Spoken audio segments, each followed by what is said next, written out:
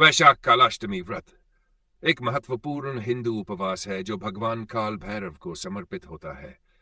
यह व्रत हर महीने की कृष्ण पक्ष की अष्टमी तिथि को आता है, लेकिन वैशाख मास की कालाष्टमी का विशेष महत्व होता है। यहाँ विस्तृत जानकारी दी जा रही है। वैशाख कालाष्टमी व्रत का महत्व। भगवान काल भैरव को शिव जी का रौद्र रूप माना जाता है। ऐसा विश्वास है कि इस दिन व्रत रखने और काल भैरव की पूजा करने से नकारात्मक शक्तियों से रक्षा होती है, पाप नष्ट होते हैं और कष्टों से मुक्ति मिलती है। काल भैरव को समय और न्याय का रक्षक माना गया है। व्रत तिथि और समय। तिथि वैशाख मास, कृष्ण पक्ष की अष्टमी, तारीख 19 दूतलाली शनिवार। अष्टमी तिथि प्रारंभ 1 अप्रैल को रात्रि में, अष्टमी तिथि समाप्त 19 अप्रैल को रात्रि तक। रन, स्नान और संकल्प। प्रातःकाल स्नान कर व्रत का संकल्प लें। पूजा की तैयारी। भगवान काल भैरव की मूर्ति या चित्र को स्थापित करें। उन्हें पुष्पदीप, अगरबत्ती, काले तिल, काले वस्त्र, सरसों का तेल और नैवेद्य अर्पित करें।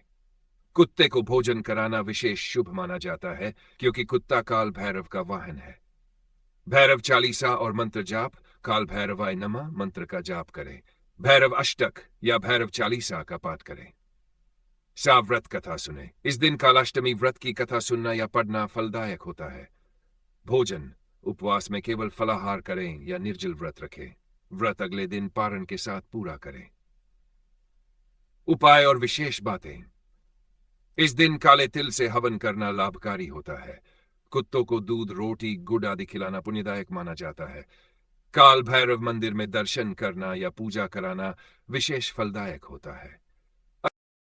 यह रही वैशाख कालाष्टमी व्रत की विस्तृत कथा, जो भगवान काल भैरव की उत्पत्ति और शक्ति को दर्शाती है। कालाष्टमी व्रत कथा विस्तृत बहुत प्राचीन समय की बात है। एक बार ब्रह्मा, विष्णु और महादेव के बीच यह विचार चल रहा था कि सृष्टि में सबसे महान कौन है। सभी देवताओं की सभा हुई, जिसमें यह तय हुआ कि ब्रह्मा जी और भगवान विष्णु ही इस सृष्टि के सबसे महत्वपूर्ण रचनाकार है, परंतु वे ये नहीं तय कर सके कि इनमें से बड़ा कौन है। ब्रह्मा जी ने स्वयं को सर्वोच्च बताते हुए कहा, मैं ही सृष्टि करता हूं, मेरे ही कमल नाभि से यह संपूर्ण सृष्टि उत्पन्न हुई है। वहीं भगवान विष्णु ने कहा, मैं ही पालन करता हूं, सृष्टि की रक्षा मेरा कर्तव्य है। दोनों में विवाद बढ़ने लगा। तभी वहां भगवान शिव प्रकट हुए और दोनों को समझाने लगे, परंतु ब्रह्मा जी अपने अहंकार में यह मानने को तैयार नहीं हुए कि शिव उनसे श्रेष्ठ है। उन्होंने भगवान शिव का अपमान करते हुए उन्हें तमोगुनी और रजोगुनी कहा। शिव जी ने यह अपमान सहन नहीं किया। क्रोधित होकर उन्होंने अपने त्रिनेत्र की अग्नि से एक प्रचंड तेजस्वी रूप को प्रकट किया। यही थे भगवान काल भैरव।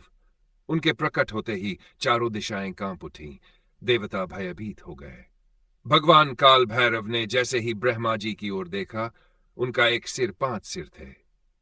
यह देख सभी देवता कांप उठे और ब्रह्मा जी ने तुरंत अपनी गलती स्वीकार कर भगवान शिव से क्षमा मांगी।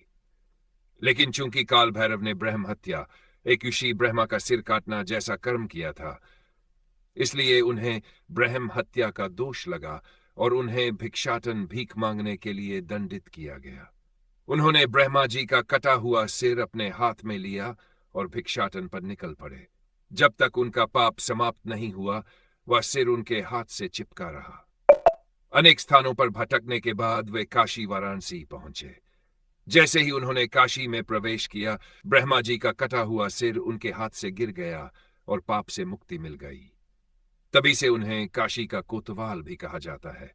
कहा जाता है कि काशी की रक्षा भगवान काल भैरव स्वयं करते हैं। कथा का सार। भगवान काल भैरव न्याय और समय के अधिपति हैं, अहंकार का विनाश करने वाले हैं, पापों से मुक्त करने वाले और भक्तों के रक्षक हैं। उनकी पूजा से सभी प्रकार के भय, रोग, कष्ट, शत्रु और नकारात्मक शक्तियों का नाश होता है।